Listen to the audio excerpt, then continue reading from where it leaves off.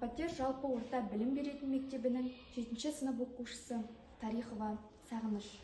Мен оқыған 30 кітап байқауына жарияланған кітаптың бірі Қажаубай Омарұлының «Әке повесі».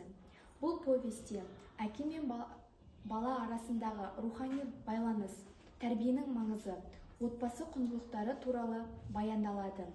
Сонымен қатар шығармада отбасы арасындағы рухани байланыс, әкенің баласына жақсы тәрбие беруі туралы да ой қозғалады.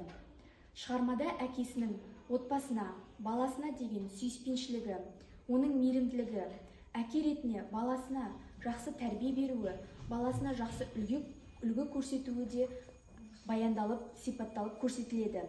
Бұл шығарманы оқи отыра, оқырман өзіне жаңа ой тудырып, кітапта оқырманға жаңа ой туғызып, әкенің баласына деген тәрбиесіне және отбасы құндылықтарына, тәрбиенің маңыздылығына жаңа көзқараспен қарауға көмектеседі.